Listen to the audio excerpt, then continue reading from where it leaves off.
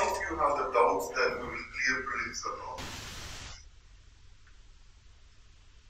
Right? So set these doubts aside. Don't even worry whether you clear the prelims or not. How many of you have set your eyes to get into civil services, irrespective of this attempt? All of you, right?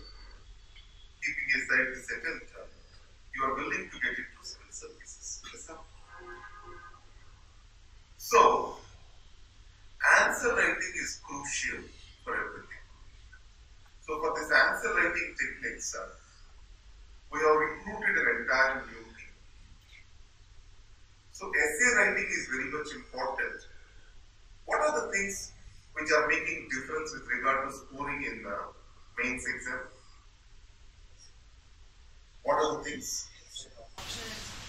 So, if you see essay, there's a lot of difference in essay, and then optional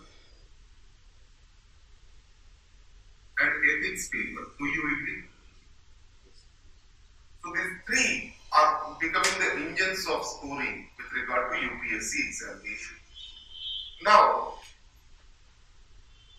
there are other papers, GS 1, 2, 3. These are by and large remaining stagnant.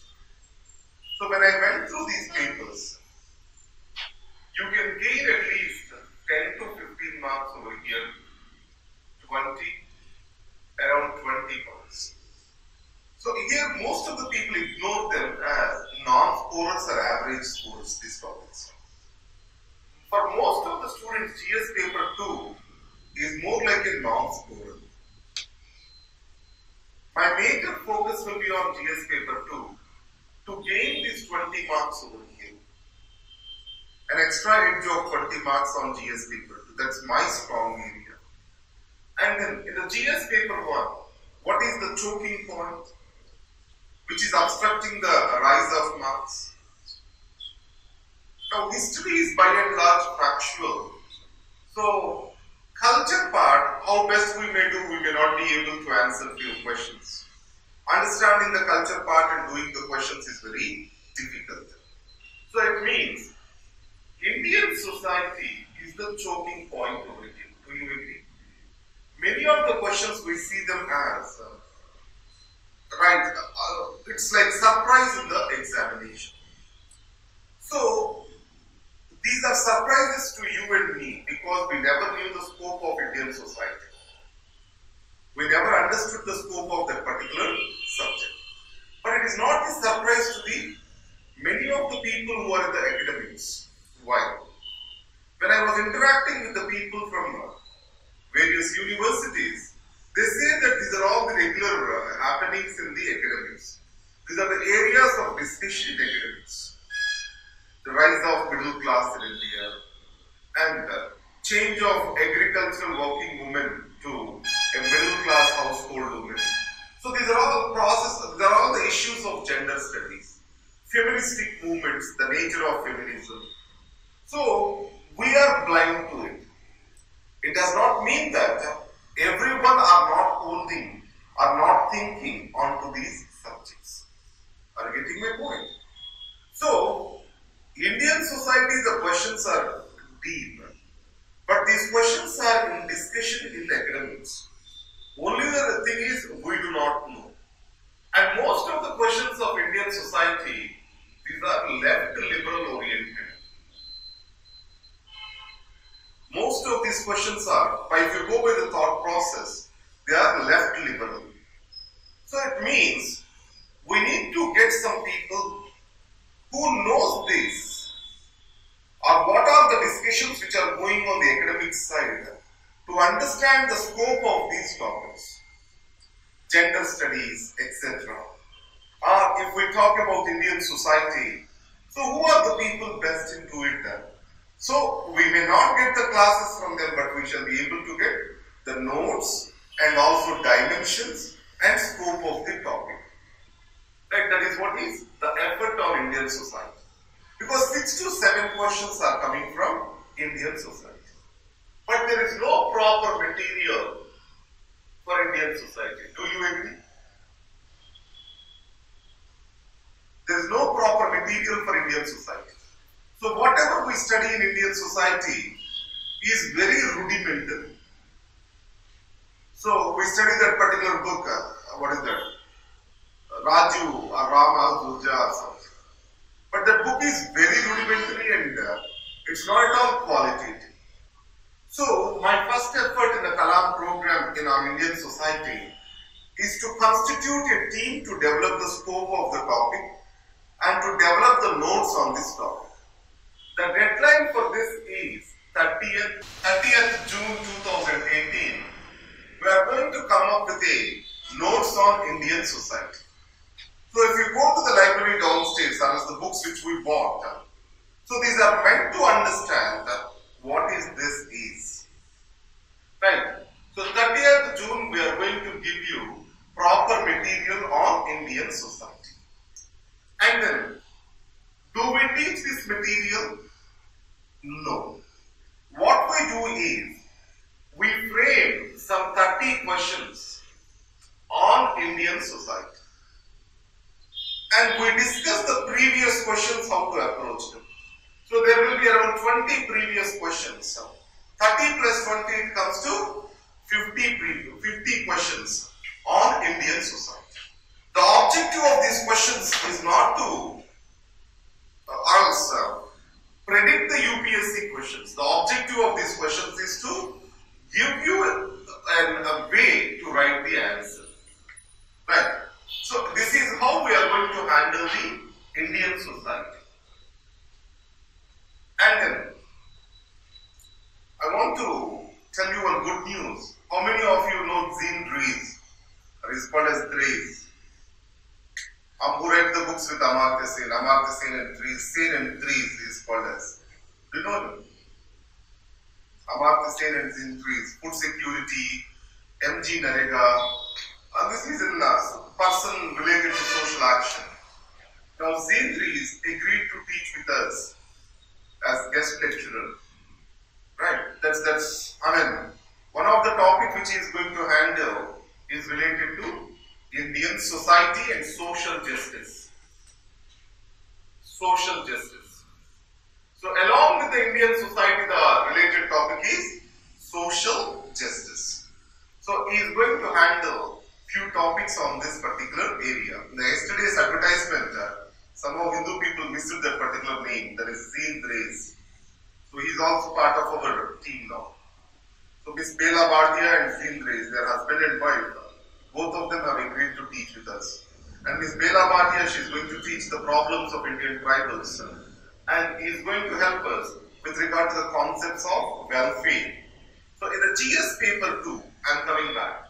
That is welfareism. The GS paper 2, we have welfare.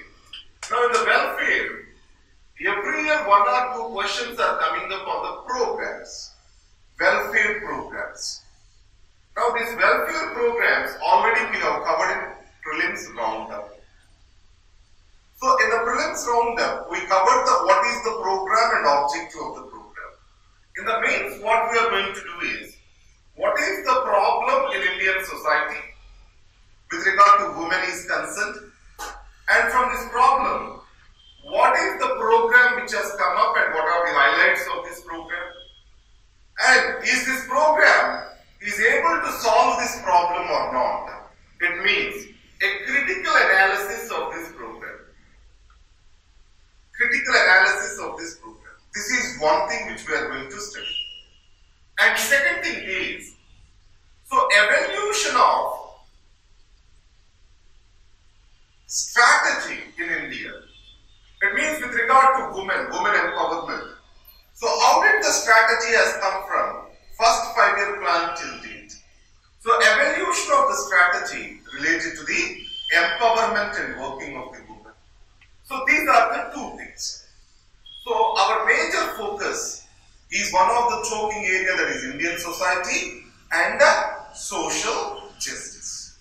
So our first job is to develop the notes on this and then develop the questions and then evaluation of or else answer writing strategy. Did you get this? For this area, we are depending upon academics from university.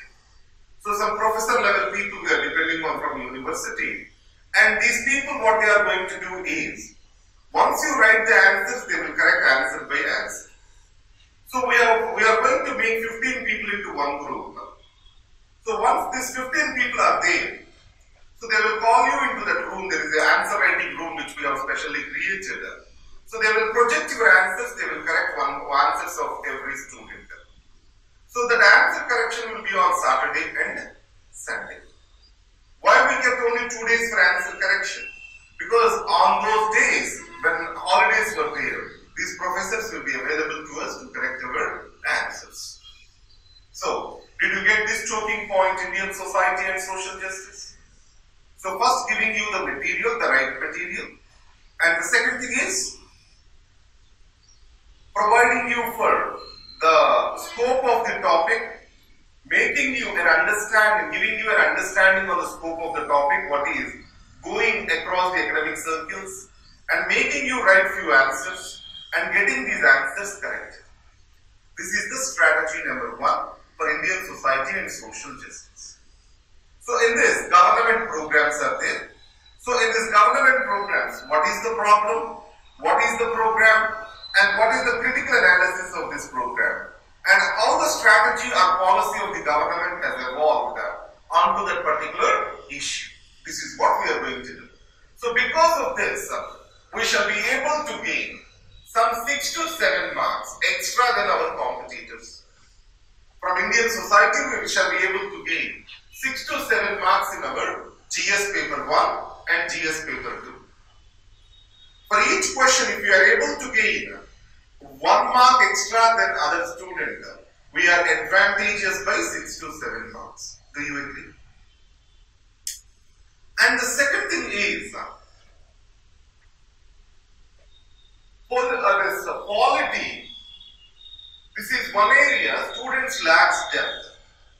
If you see Indian federalism, so many of the questions are often predictable, but the students do not know sufficient number of points to answer that question.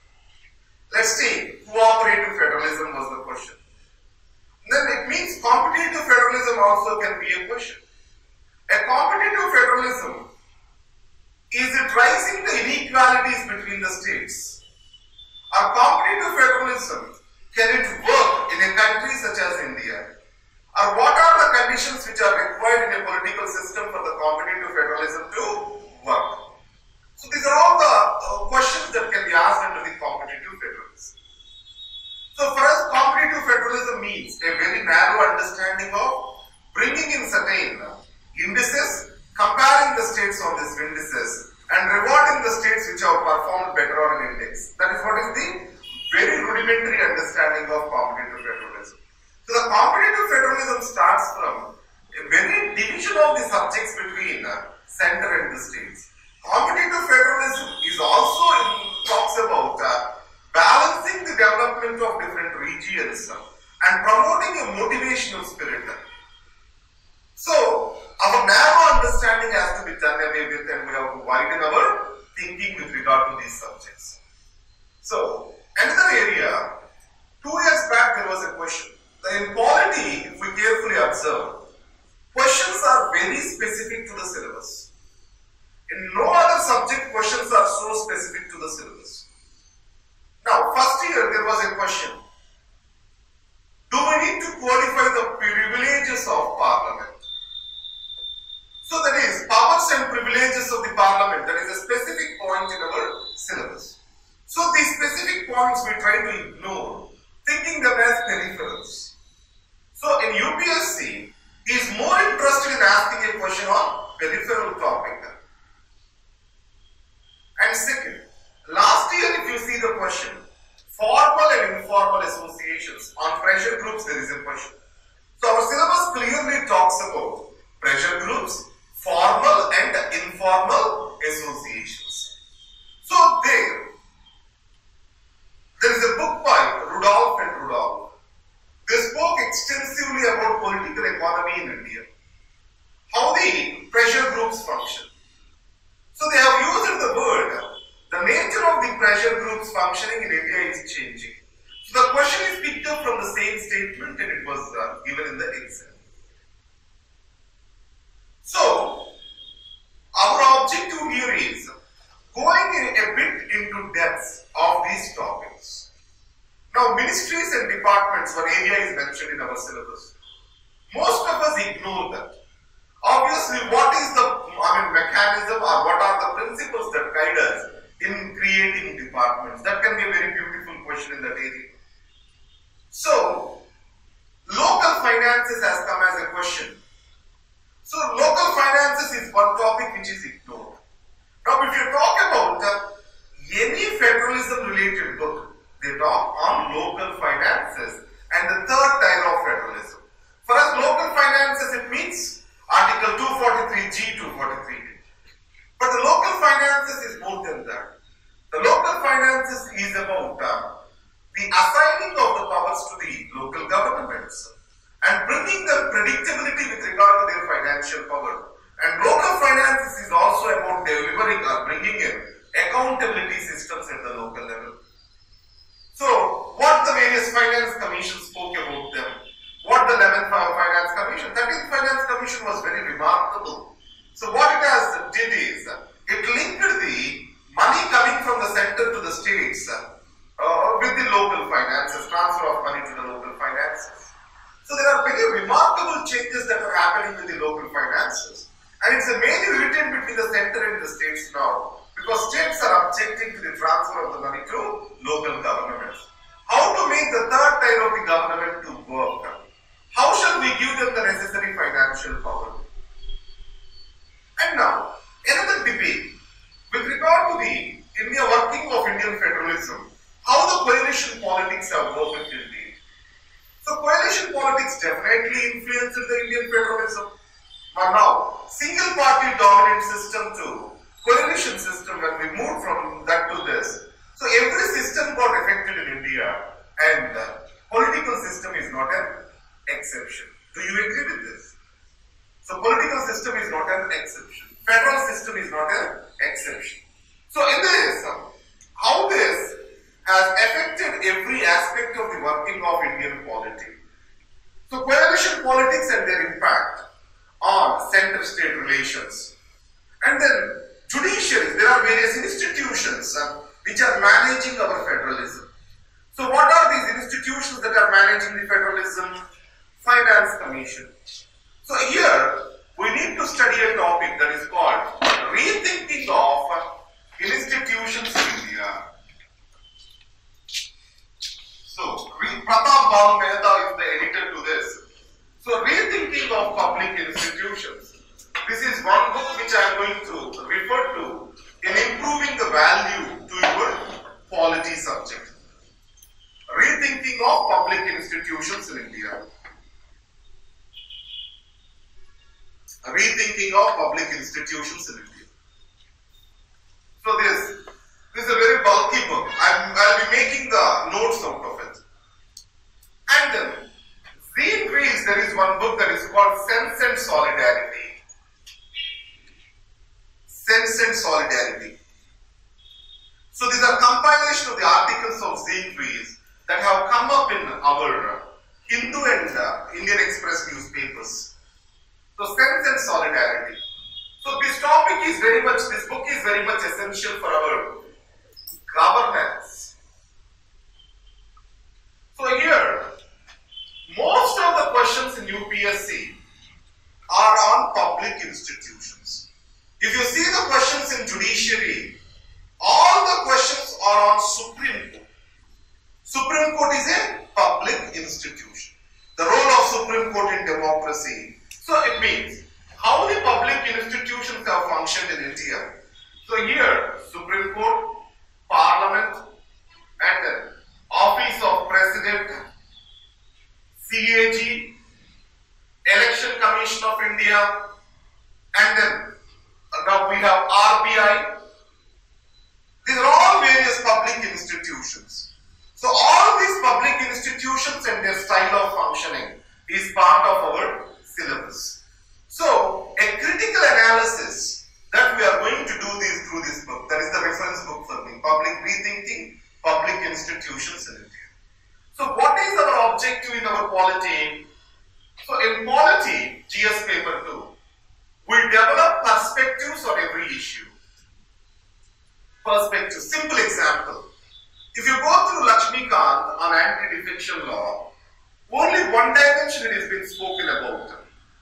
Freedom of voice, freedom of speech for an MP. Freedom of speech for an MP versus stability of the government.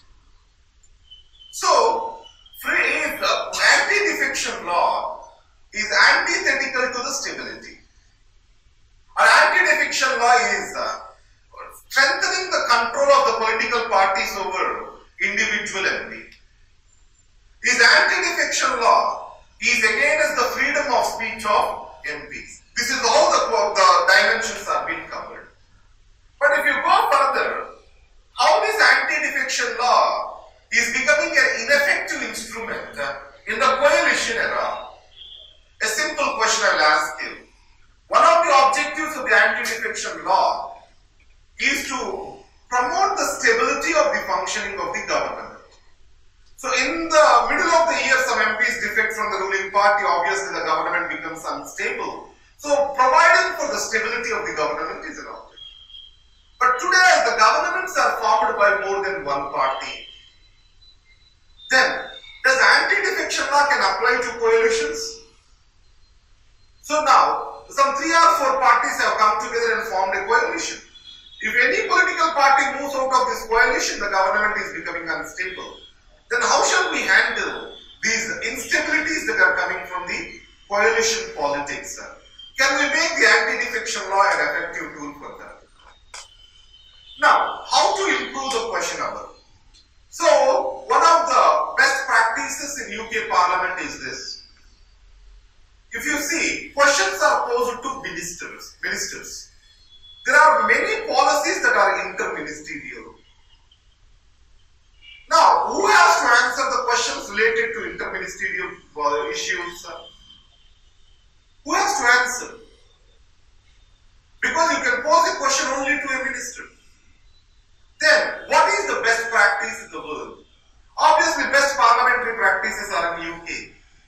In UK, there is a special question hour that is called Prime Ministerial Question Hour. What is this Prime Ministerial Question Hour? So, all the policy questions and interministerial questions, these are directed to the Prime Minister. They are directed to the Prime Minister. Now, similarly, if we observe in the Parliament this year, disruptions is going to be the issue. A declining importance of the Parliament can be a question this year, yes or no? Because entire financial accountability being lost, why budget is being passed? Without any discussion. So entire budget being the most important document, so there was no discussion surrounding the budget.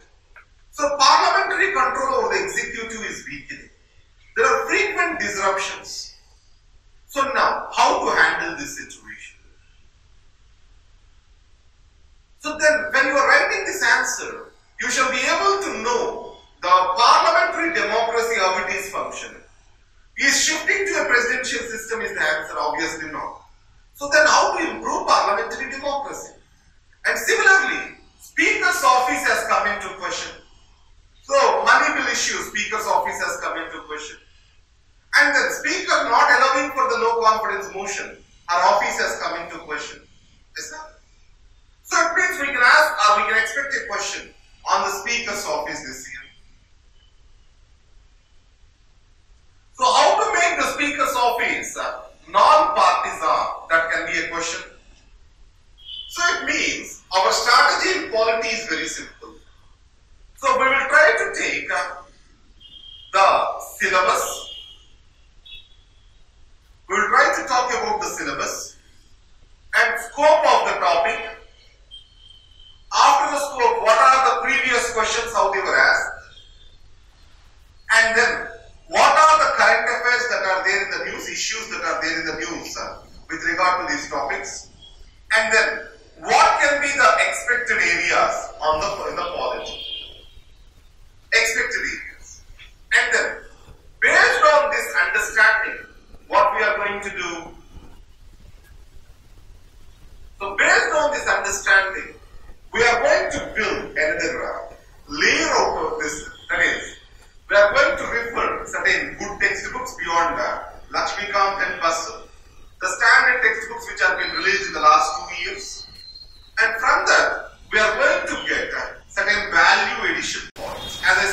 Minister's question number 2. With regard to the speaker, what are the best practices across the world? Right. Similarly, formal and informal associations, the history of student movements in India, history of farmers movements in India, history of industrial movements or else trade union movements in India. So we need to know this particular history. So all the critical points we are going to study over there. So for this, we are going to refer certain standard textbooks. So what the book which I studied for this program is a public institutions related book. And there are two other associates who did their PhDs in the university. I made them as my associates to do some work on the polity areas, because they can bring in a new perspective from at the theoretical level. They can bring in very new perspective on the theoretical level. So this is related to polity. Our objective in polity is to get at least 8 to 9 marks more than our competitor. Now, after this, the next level is correction of the paper. So paper correction with regard to polity is handled by me. So polity paper correction or answer correction is my responsibility. And Indian society, paper correction will be the responsibility of the rationalist. And there is another person, Suhabdeep. These two people will be guiding you towards the Indian society and social justice. So here, I also believe that students do not have sufficient notes. So you are reading whatever is called the rudimentary notes. No updated notes are there with the students. So here, every day I will be giving you some 2 pages of addendum on the topic which I have discussed. So this will be an add-on to the pre-existing notes which you have written. Probably you might have read this Indian Polity by Lakshmikant. So what are the areas missing over there? This addendum will be helping you go over and above. Right. If you see the question in polity, they are asking a very broad general phenomenon. Then there is a specific question. And the third part of the question, it is about your opinion, your perspective. It means on every issue, you need to have an idea of your own. If you are just generating some factual information, that is not giving the marks. So last year we have worked on these ideas in GS paper. So here, syllabus, scope, previous questions, current affairs. From that, what are the expected areas? And also for every topic in the syllabus, we have to develop a perspective. So we have to think. Examiners shall feel that we are people who are thinking and writing the answers. So that's where perspective comes. How are we going to develop these perspectives? So every day you can find one video on Indian society or governance or polity. So this video will be for 10 or 15 minutes. We will take one book. So from that book, we will be reading that book and explaining you. This is the content of this book. And this is what is the perspective given by the author. This is what is the perspective that the author is giving. So, the perspectives and the opinion, these are the two things which we are going to bring in as form of current affairs or as part of this very series of things. So, perspectives I have tested in 2 videos. Now it's going to be exactly practice. So now perspectives do not be tested. Perspectives, there are 20 plus professors and teachers we have selected who are going to do these perspectives. So we have created 2 teams of the people who go across the country. So one, let's take Professor Nandini Sundar is there, and our person will be going there, and she wrote 2 books on tribals. One is Subalterns and Sovereigns and Burning Forest. We will take her perspective on the tribal issues in India. And Virginia Kaka is the authority on the tribal issues in the country. So Kaka is the Tejpur University wrote us that he has got some eye operated. So he will be coming to us in the month of July or August. So when he comes, we want him to cover a perspective on the tribal issues in India. Similarly, on the welfare programs, Mr. Dries is going to come to our institute in the month of July.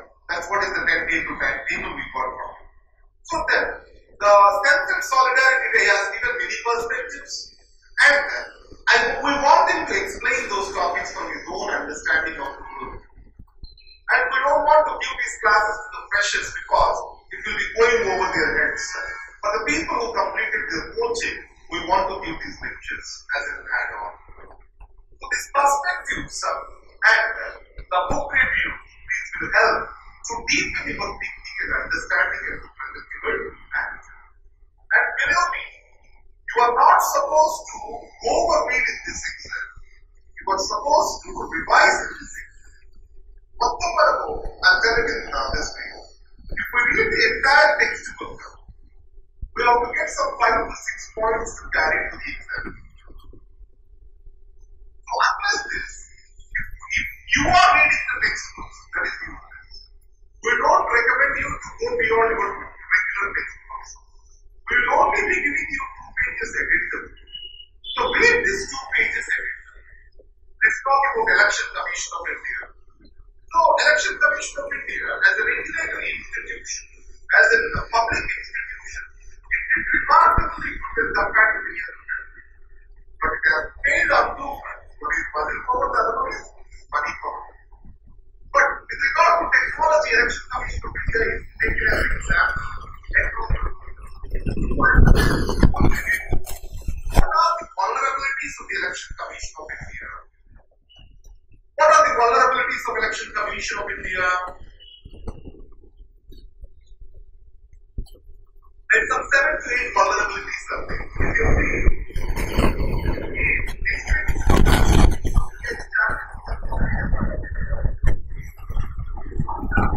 Constitutional body, only constitutional body whose expenditure is not charged to consolidated budget.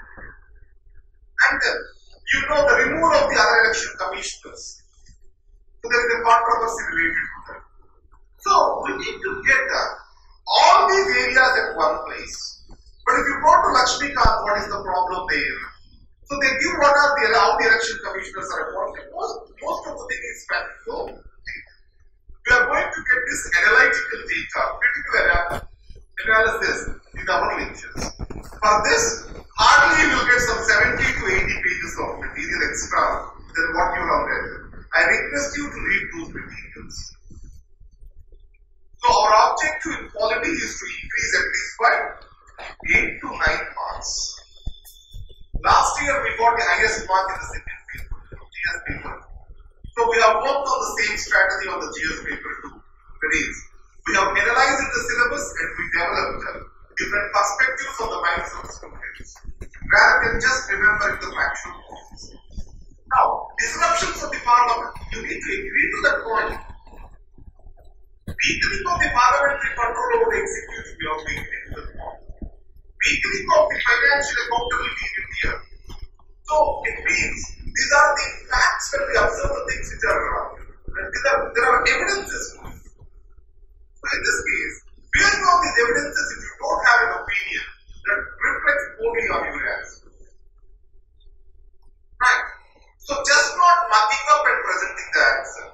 Present your viewpoint in your answer. Right? That is what will be the strategy for our Indian society questions are very deep.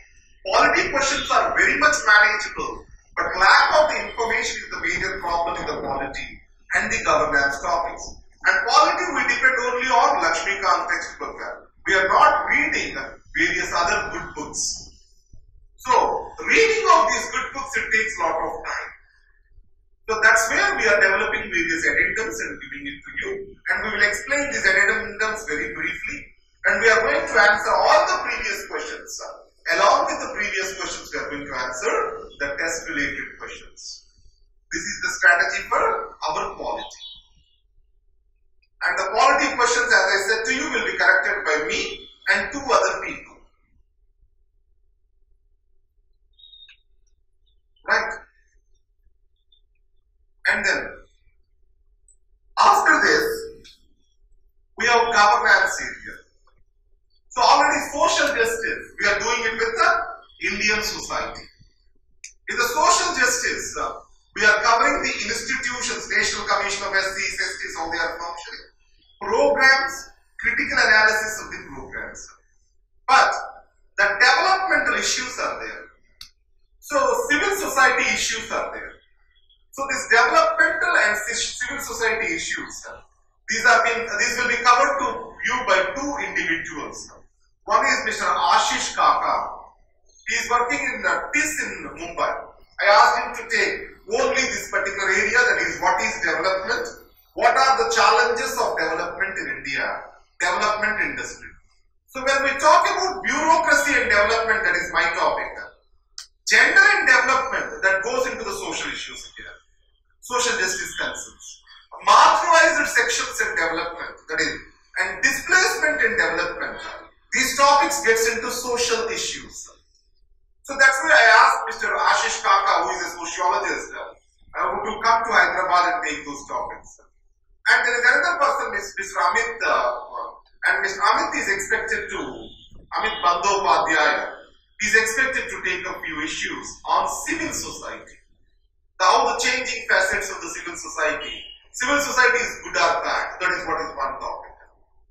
So, the role of civil services in democracy is the core area of my subject. And then we have this health, education and human resources. Every year one question is coming from health, education and human resources. On the health, there is one authoritative book by Mr. Sujata Rao, sorry. So, Do We Care is the book which I referred to. So, in the Do We Care, she has given many examples. And most of us, we study the health from the program perspective. Program perspective means, so this year, we got this Ayushman Bharat. So we study about the Ayushman Bharat and we think that we completed the health as a subject. We need to study the health from argument dimensions. Preventive care versus curative care. So, market-based healthcare delivery versus public or government-centered healthcare delivery. Next is universalization of healthcare. So, and then we need to talk about the promote healthcare in India. How to emphasize the institutions or else how to improve the healthcare delivery institutions to encourage promotive healthcare. This is how we need to talk about that. So most of the time students are covering health, education and human resources from programs perspective. No, we have to cover them from arguments perspective. Issues with regard to healthcare in India. So these three areas I am going to cover that to you in one class. And I'll give you the overview of those particular topics. The debates which are coming in these topics. So when you go over to the health, primary health, tertiary health care. So primary health care, why we are neglecting? And everywhere when we talk about a public service delivery, the issue is about access. The issues of the financial access to these healthcare services which we call affordability, physical access. Most of the tertiary healthcare is located in metropolitan cities. So, preventive healthcare, why is it failing? So, how to strengthen the preventive healthcare? What is the reason? What is the solution we can get from these Anganwadi workers and Ashas? So, who are the ground level functionaries to us? How shall we strengthen them? Right. So, take government programs from the perspective of these arguments, we will talk about this Ayushman Bharat, national health mission. Did they make any difference or not? And if they did not, why they did not? This is what is the health which we are expecting. Now, connected to this topic, one area is poverty and hunger. Issues related to poverty and hunger. Now, poverty and hunger. Most of the people confine themselves to National Food Security Act. No. We have many debates in this. We need to relate this poverty and hunger topic to the third paper, food security, food subsidies issue. So first we need to study what is food security and what are the various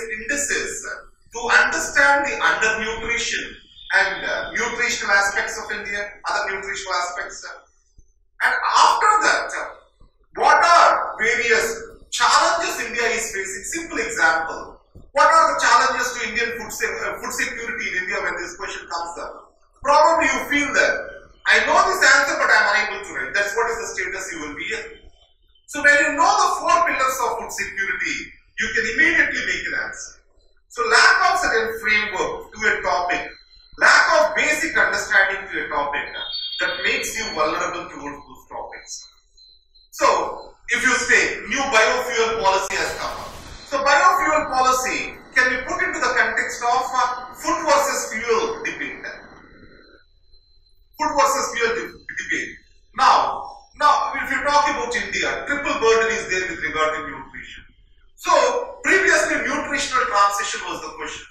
Now triple burden, India if do not focus on its nutritional status now, India is going to be a nutritionally deprived country. Something kind of this is a very broad or daring statement which was given in the sense and solidarity. So food security, targeted PDS versus universal PDS. National Food Security Act, why it has to be made universal? So there are many debates in it. So under this hunger, so we need to talk about these debates. So most of the students, they see that as a point perspective. They don't see it from a debate perspective. Debate, it's a debate.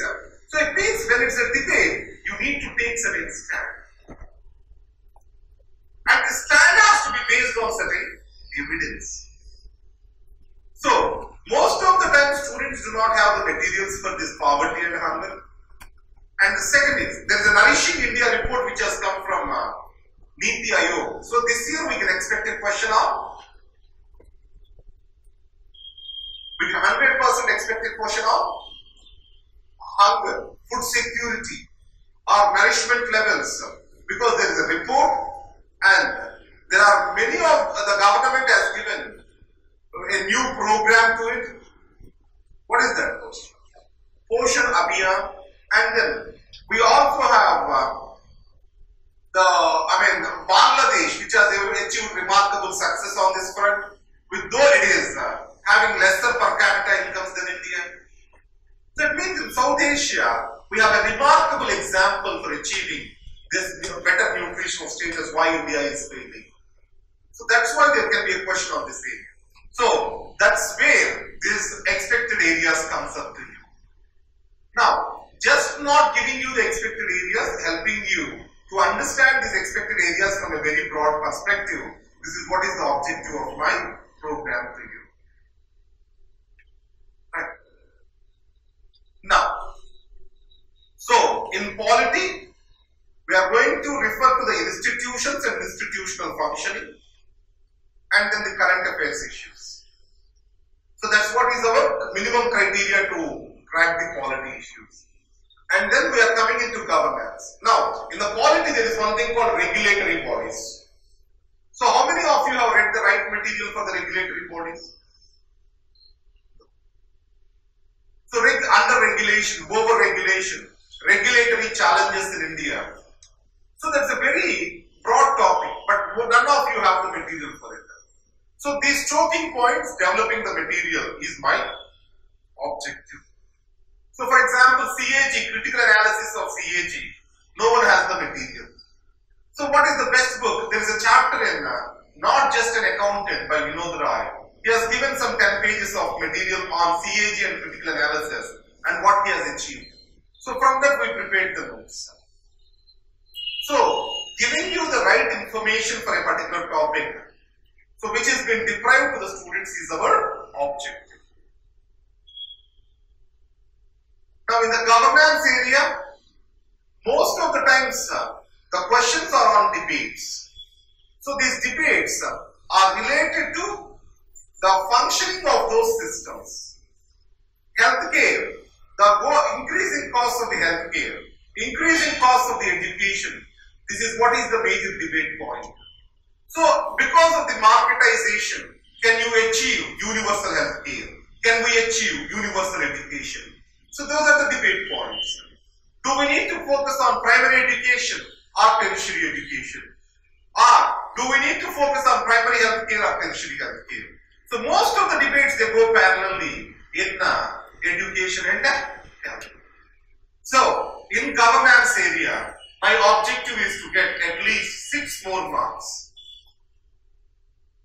In governance area, 6 more marks. So if you are able to get 8 marks and 6 marks, we will be ahead by 14 marks. And coming to the international affairs, every year 1 or 2 questions, these are coming out of blue. It means none of us, can answer these questions. Are you getting my point? So our focus is not going to be on those exceptional questions which the UPSC is asking. Now this year, if you observe, Indo-Pacific is in the news. Multilateralism is in the news. The strategic autonomy is in the news. Strategic autonomy of India. And then, if we go, with Nepal, revival of this thing, and after 4 years, there are multiple articles in Hindu newspaper about the analysis on neighborhood first policy of the Prime Minister. When Modi took the office, there was a demand that it has to be made as Modi's doctrine, like Gujarat's doctrine. Right? But after 4 years, where we stand on the neighborhood first policy, so on that there are many analyses in the newspaper. So that can be a question. So, in your opinion, neighborhood first policy, did it work or something kind of that? And then, multilateralism, how India is trying to balance itself in West Asia, how India is trying to balance itself with great powers. On one way, it is the member of Shanghai Cooperation Organization. On the other way, it is the major non-NATO ally of United States of America. So, how this balancing is happening between various major powers? So, if you go to Indian Ocean, is a new theatre of power.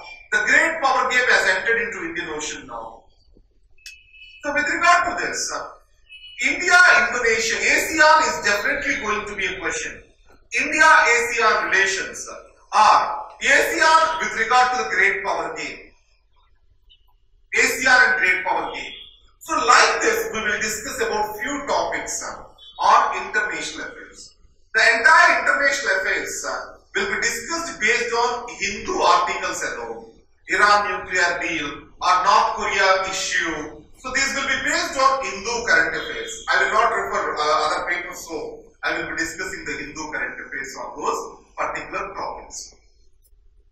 We will not be going beyond the scope, because beyond the current affairs, if we go into international affairs, so covering or completing our topic, our scope becomes much broader. We will not be able to complete the syllabus in time. So did you get the strategy for the entire paper? So I am not expecting very high score on the international affairs. So at least if you are able to perform like every other student, we are good enough. So with this governance and polity, we shall be able to get at least 15 marks, 14 to 15 marks lead than our competitor. 14 నుంచి 15 మార్కులు lead రావాలండి second paper లో. And that we have tested last year and we got that lead. So this year also we can get that lead in the GS paper too. So the 3 major engines for scoring in the UPSC are essay, optional and ethics. We are going to score in those areas and we are going to score in GS paper 1, 2 and 3. Now in GS paper 1, 2, 3, we are going to score specifically targeting few topics, and in the essay, optional and ethics paper we will be targeting the skills. Especially in essay we will be targeting the skills. So before going into GS paper 3, let me explain you how we are going to target essay. Now you know that essay papers are corrected by English teachers. Do you know that? So we got one teacher from St. Stephen's College to give you the understanding of how to write an essay. Here, in a big classroom of 100 or 150, we can't develop the essay writing skills. We tried the skill development programs in a big classroom, but it was never successful. So, 10 students, one group. 10 students will be one group. And the program will be for 7 days. The program will be for 7 days. So, he will sit with you in these 7 days. First, he will try to unsettle your mind. Because we have many fixed notions on essay writing. So, we have a fixed framework, political, economic, social, this is how we go with it. Rather than these fixed notions, how to write a good essay with an open mind. That is where we are working on. And the second is evidence-based essay writing. Thesis is how to give a thesis statement and derive the essay from the thesis statement. So, if we can work on essay, at least 10 to 12 essays if we can write in this program. 10 to 12 essays if we can write in this program. And we get the confidence on essay writing. And whatever the perspectives and book reviews which we are doing, that will add the necessary ammunition in the essay writing. So as of now, for the last 3 successive years, we got the highest mark in essay in the country. It is first Dayanidhi, next Snehaja, next I think Muzamil. Muzamil not highest mark is 3rd or 4th highest mark. Right, successively we are able to get highest marks in essay. And these highest marks are due to this focused writing and skill development. And most of the students, they take essay writing for granted. Exam special effort avasram ledu. But when it is for 250 marks, can we neglect that way? Are you neglecting GS paper 2 or GS paper 3 like that way? No. If you can give minimum effort, you can score maximum in essay. So, 7 days of 10 people are for these classes and writing of 10 to 12 essays. So, the 7 classes will be for a group of 10 rather than a group of a class. So, these 10 people will be taken into a small group and then 2 days they will give you the approach of writing an essay. After that, they will discuss broadly what are the various issues on which essays are being asked. After that, they will ask you to write the essays. And the first group we have tested with our R&D team. We asked the teacher to teach for the R&D team. And first day R&D team, no, he is not teaching us or else well or something kind of remarks have come up on them because these people have the fixed notions. These fixed notions are being created by the market. After the 7th day, they said these are the wonderful lectures which we went through in our classes till now. So, I want you to be open-minded for the first 2 days to unsettle your way of approaching an essay. And after the 7th day, you understand his approach. And after that, write your essay. Write as many essays as possible. Right? Then, we are going, our target is to get 20 plus marks in essay, extra 20 plus marks. It means average if it is 140, we shall get at least 160. So, we are going to take a very big lead on essay this year. And we need to do that focused effort on essay. Are you getting my point? And coming to ethics paper, I can say this is a bit weak area for us. So, we have gotten one philosophy optional student to take up the ethics work. But case studies, etc., we have our own weakness, honestly to be said.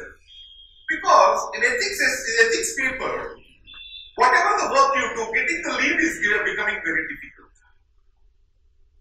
So, the range of marks between the successful students and failed students is not more than 10 or 12.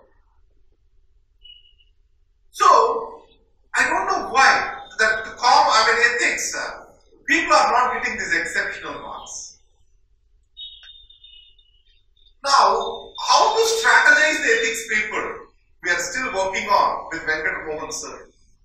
So, Venkat Mohan sir, you know, but as of now, we believe that our classes are good, but these classes are converting into marks or not, we are not confident about it. honestly to be said, that is what is our status. And we need some more time to work in strategy on ethics. And the third thing is, optional. What are your optionals? Either it is anthropology, sociology, geography, public administration. What is your optional? Then what is yours? Now, this year, we have announced a very big team for anthropology. I mean, these are very big names: Nandini Sundar, Virginia Kaka, and then Anandi. Actually, this is Karen, Professor Karen, she is from Australia. And then there is another person who has come from South America. I also recruited him. Right. The first question, what can get into your mind is, can these people teach for UPSC? Because till now we saw only the failed students teaching for UPSC. Even I am also a failed student, I am not delegating those. So, who are setting the question papers to us in optional? Right? It is academicians, universities are setting the question papers. Now, when I saw the gap, I felt that the academicians' minds are very much different from the UPSC teachers. Their minds are very different. So why can't we set the papers through academicians? That is the first thing which we thought. So let's develop some universities network. University of Hyderabad, we developed a network. Professor Shastri, Sudhakar Rao, and then what is that? Seshagiri. These are all the people who Munaf. These are all the people who are actively working in anthropology. We developed some contacts. I mean, this thing. We are requesting them only one thing. Please set the papers to us. Question papers to us. And please give model answers what is expected from these question papers. This is what we have requested them. And once they prepared the model answers, we want these people to correct few question papers at least. Because at a professor level, you can't expect him to correct all the papers. We want him to correct few papers. So this 4 months, our focus is entirely on correcting the papers, test series. We are focusing entirely on getting the papers corrected. So, the test series is not remunerative. It's, again I am saying to you. So with the price of 1 rupee, nothing is remunerative, I can say you that. So, why we are focusing on the test series, especially South Indian students, who I want to tell you this point, their writing skills are very weak. We need to admit that point because we are nurtured in an environment where reading is prioritized into writing. So, anthropology, sociology, these two areas, and public administration, which I am dealing myself. But as I am focusing more on general studies, my emphasis on public administration will be relatively less. And public administration, I have recruited 2 professor level. We have invited 2 professors to correct the papers. Right? We are focusing on taking the help of academicians to correct the papers with regard to optional subjects. And a senior student will also be in the correction that particular team, so that we can balance both the things. But after interacting with these academicians, what I felt is they are remarkably better than the people which are there in the competitive market. So, a sociology teacher or an anthropology teacher and their depth is very much different when compared to the people, because we are not trained to be the teachers in those subjects. Even with regard to public administration, I honestly admit that. When I see that professor, because his entire life, he taught only one part of the one subject. Let's take anthropology. He might have taught only archaeology. So when he is framing a question on archaeology, then that's going to be entirely different when compared to an aspirant framing a question on archaeology. So, with regard to anthropology and then with regard to sociology, public administration. So what we are going to do this year is build or else get a team of academicians to correct the papers. And then our teachers who are in the institute, they will be more facilitators and and they will be helping you to coordinate with these professors. This is a new model which we are trying, because they are giving number of case studies from their experience, which is adding a lot of value in your answer writing. So we do not have those case studies with regard to our regular teaching. So examples, we do not have those in our regular understanding. So they have got wider experience with those things. So at least some 30 pages of value addition has to be developed for every optional. That is what was the request we made. This value addition will be based on new evidences which have come up in that particular subjects, new studies which have come up in that particular subject, latest studies that have come up in this subject.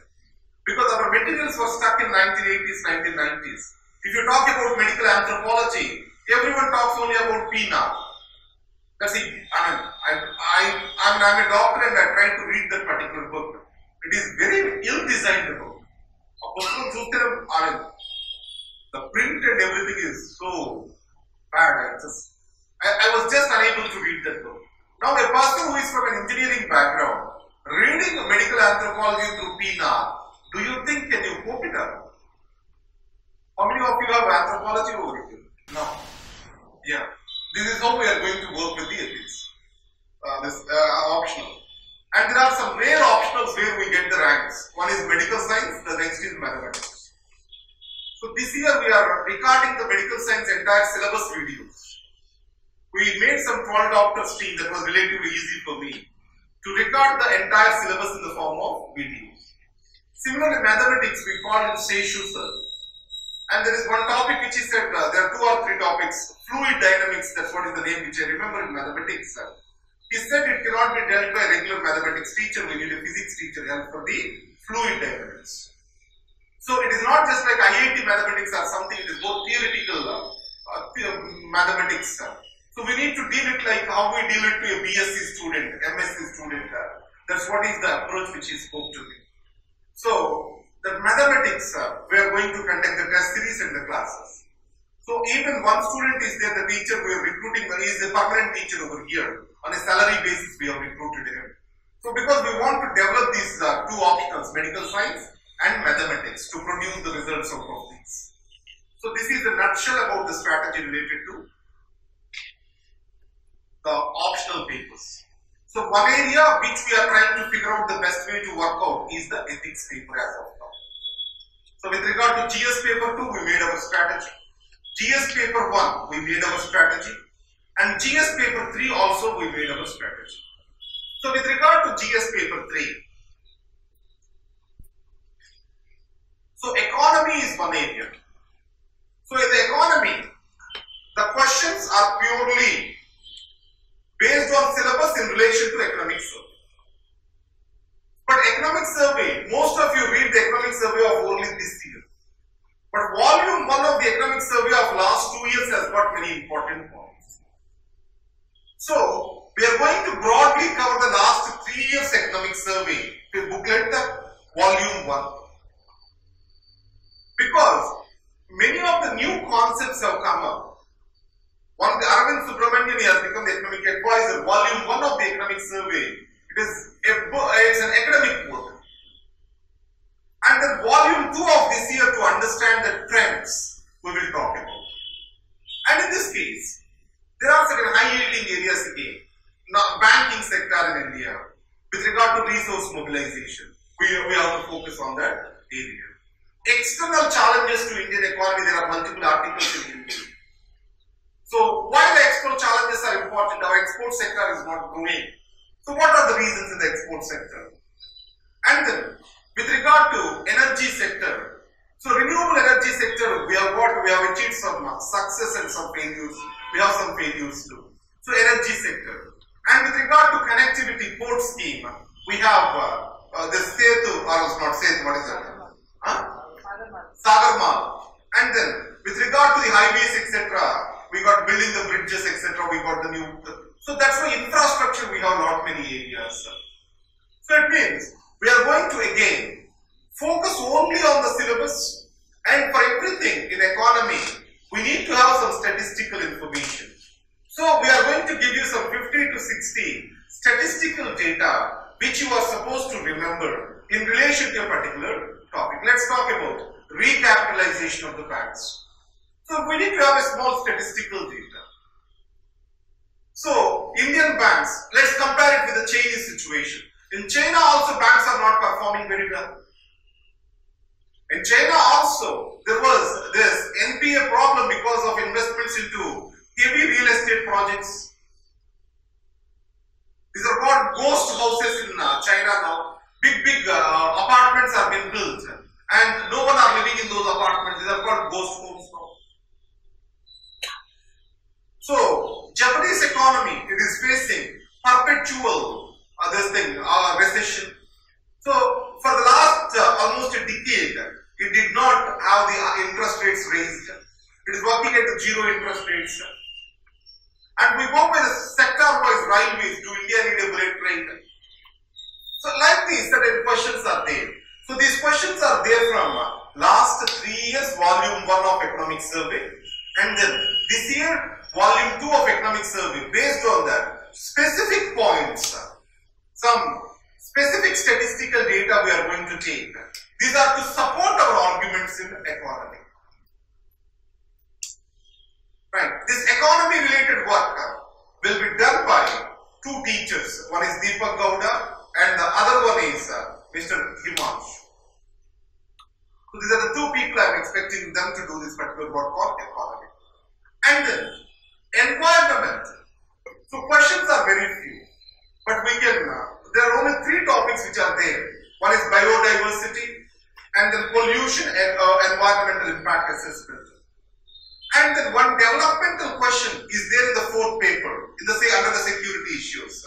That is what is called Naxalism and development. This Naxalism and development, we will be covering that as part of social justice itself.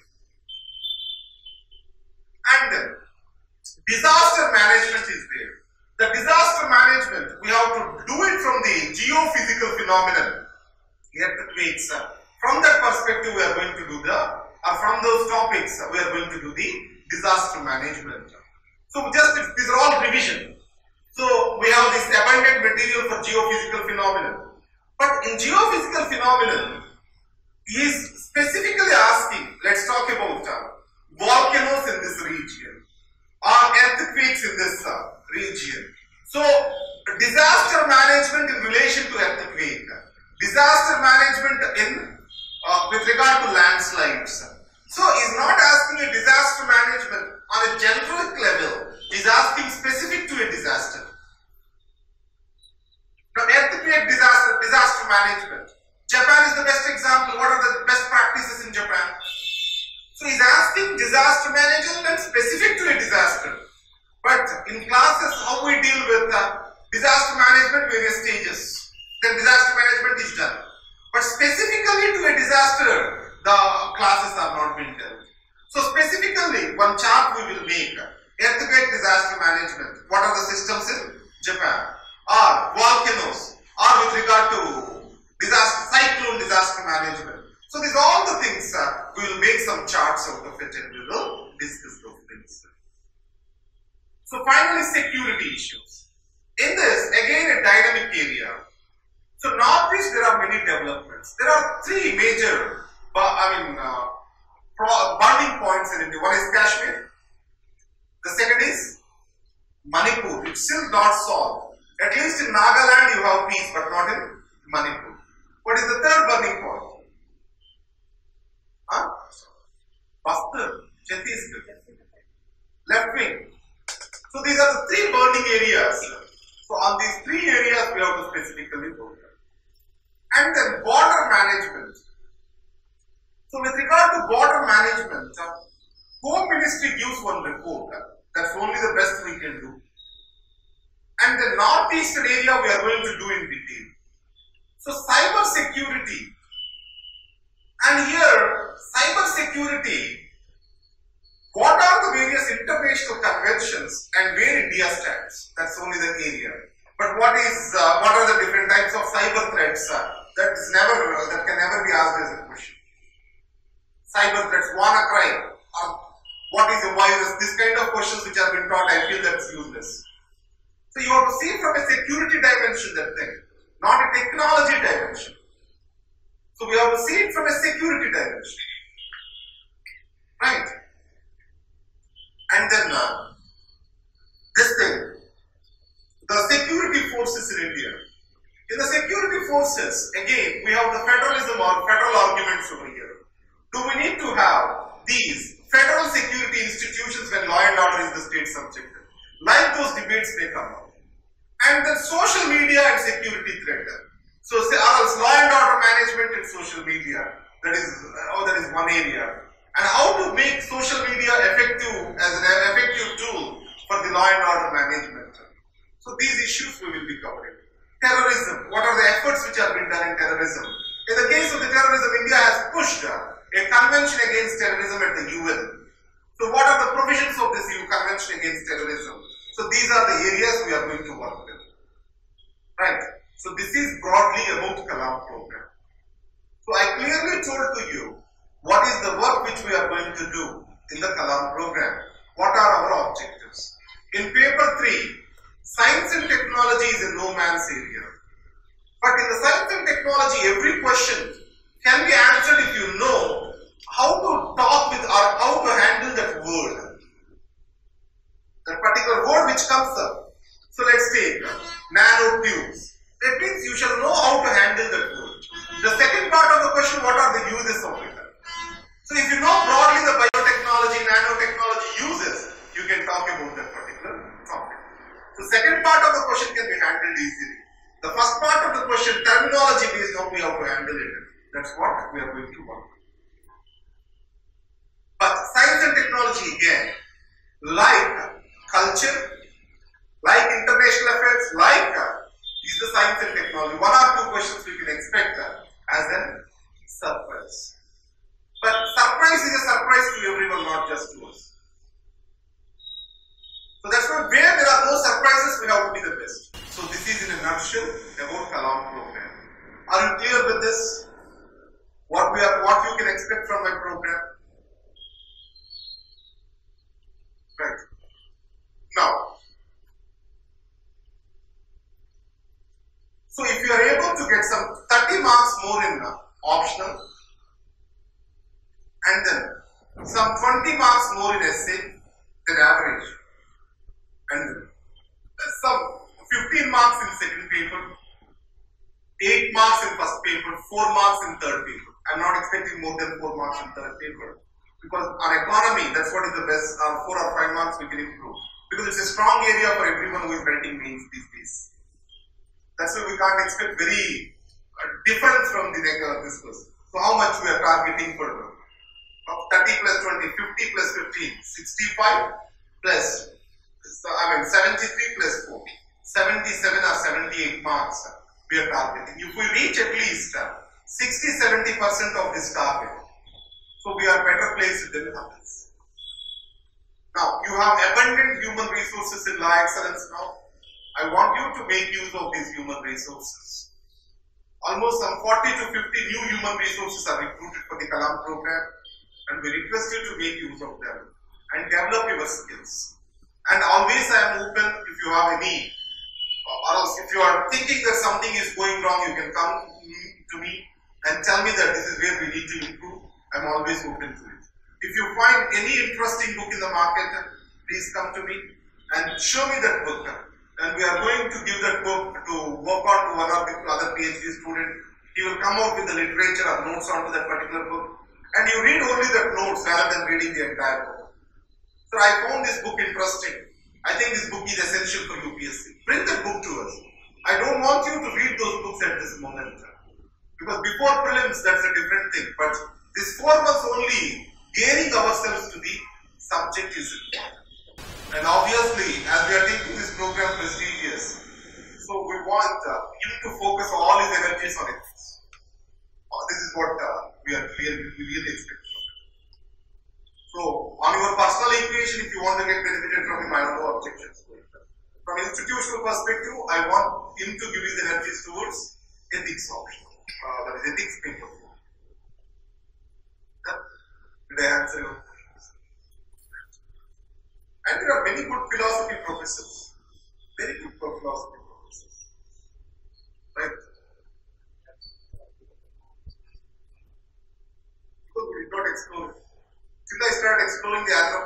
textbooks. I never knew that such a good anthropology ecosystem is there in anthropology. Because we have a teacher, we are happy with it. And okay, the system is going on, let us go on. That is the attitude. So once we start exploring, we will know these things. I never expected zeal Greece to come to law excellence.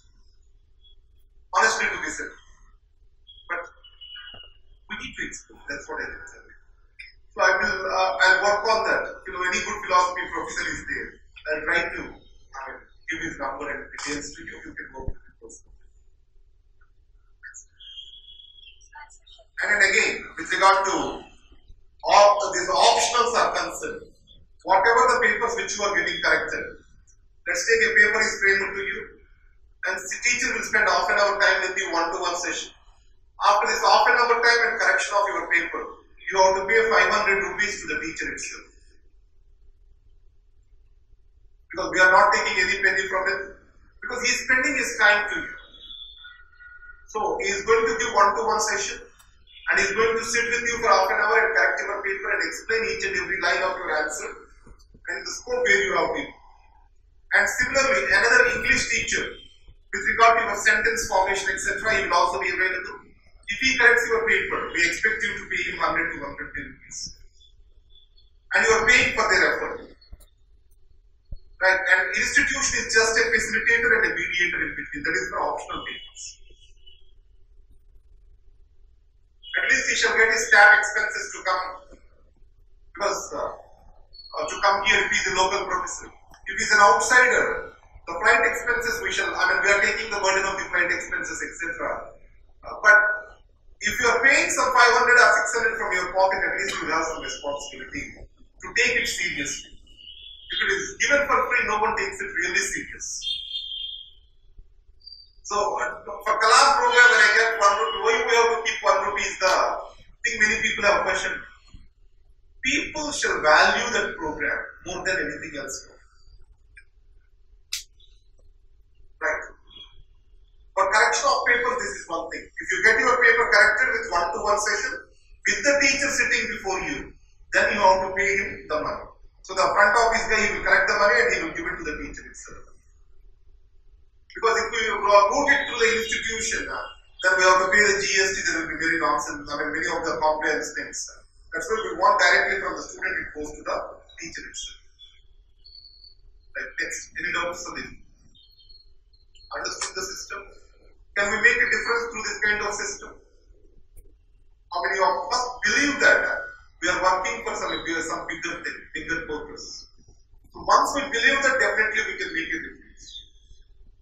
You need to be confident on what you are working. And when we expect a system to work at 100%, it may work at 70%. That's a success actually. So don't worry about the small mistakes that may happen. For example, your air conditioner is not working in the class. Don't worry about those small issues. Worry about the bigger issue. Is the content is good in the class or not? Is the material is coming to you, to your expectations or not? Are the perspective videos are being uploaded or not? Worry from the perspective videos, what you are gaining. Right? So you are open and you can be critical from anything in the law excellence. Law excellence is for open debate. You can criticize anything and everything. But I want you to criticize on bigger things so that the time will be useful both for you and the people who are in the right. So I think first 2 days we are starting with the polity. Today I kept it for introduction, and the schedule is there downstairs. So every day you are supposed to answer some 4 to 5 questions on that particular topic.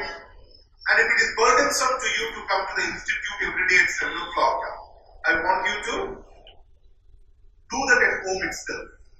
If you are traveling from Kukatpalli or some other far place, so don't make an effort to come all the way here. Because in mains, during mains, the time is precious. So if you are staying in the room, so we are recording every video, watch the video and then write the answers on that. And we'll be giving you an online platform too. The testprep.is.in/testprep. Upload your answers over there, and those answers will be coming to us. Right? That's how we are going to do this particular. Any doubts? Geography, Sandeep sir is there, and you need to coordinate with him. Because I did not focus on geography this year. And I left it to Sandeep sir to handle the geography. I have focused on anthropology, sociology, public administration. I think within 10 or 15 days we are going to get a new political science team also. We are focusing on working on political science. Only test series team. Only test series team. So classes we are not going to start for political science in this session. First we need to work on the quality of test series. The senior students who went to interview twice or thrice say,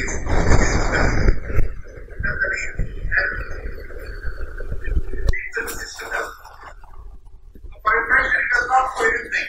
And most of the teachers try to play to the gallery. So, in the kind of 40% or 50% of the non-serious students, they try to play to the gallery and they get a fun. So, students went to interview twice or thrice. And if we say to give a feel of the all period of then I can look at what is good. The impression we can understand some serious students. So if they give a review, is serious. A student who is not doing work and he talks about entertainment in the class and he comes to me and gives a review, I never consider it. Right? Because senior students are also the person who has read the subject is saying that he is getting value. I'm very happy. That's what is the best testimonial to it. And selected students, once they get selected into the services, their minds will be different. My personal experience, I can tell you, their minds become regenerated once they get into services because they don't have the time to update their subject. Their job itself is very difficult. That's why. What is the chill they have during the preparation once they get selected? They get needed.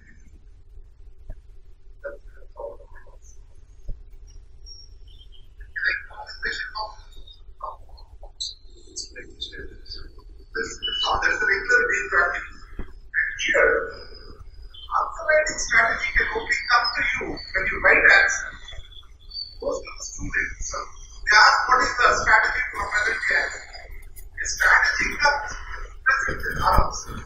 Strategy, once it is taught, while teaching the strategy, we are not teaching them in the classroom. And then the people can feel that in very difficult. Similarly, answer writing strategy will not be the same. Rather than doing it for the entire class. That's how that is.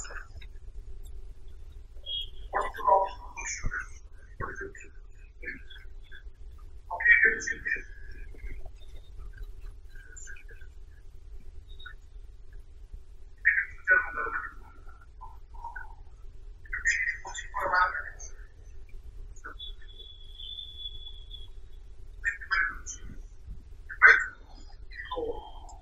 Tomorrow we are going to start the program. Today we have started the program. Tomorrow I am going to talk about federalism and related issues and Union Parliament and the institution of it has come from the state reservation. How many of you are coming from the far areas? Some of you are coming from far areas. Which areas?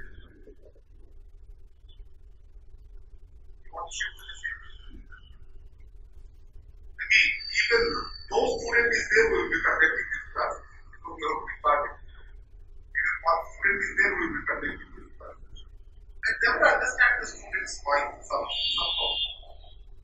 They are worried, always they are worried. They want, okay, better teacher, better teacher. But they fail to use whatever the existing resources are. They want something more, something more. And they are always in search for those. What is the something more? What is there with you? If you can use them perfectly, you can make it service.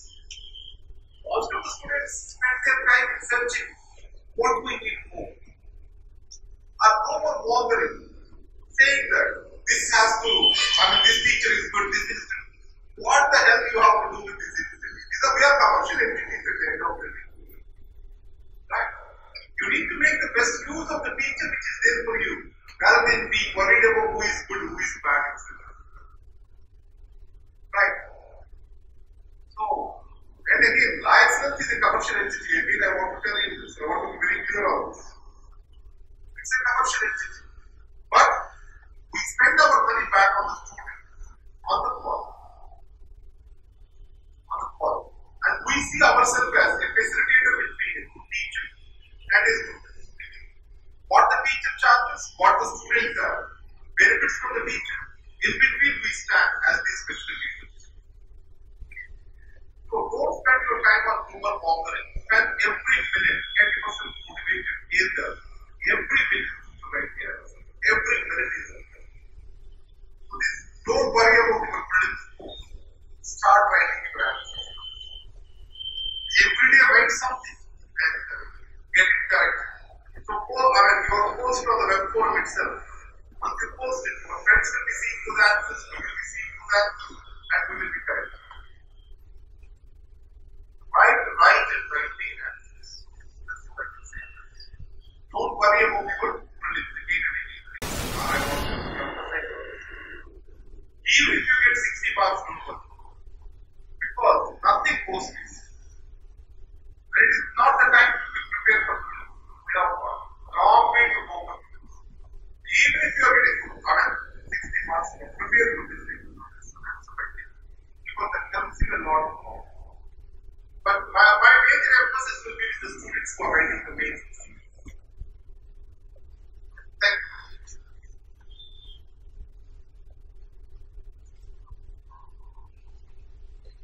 It is the downstairs.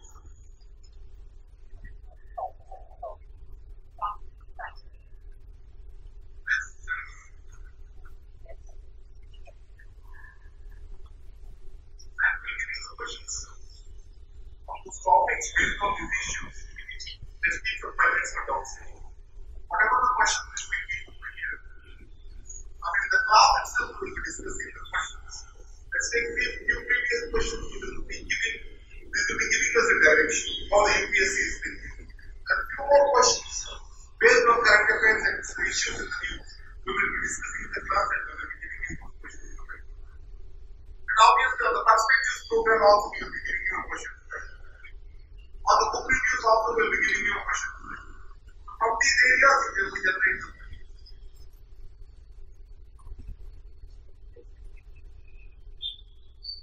So 20 questions is on the test, weekly test.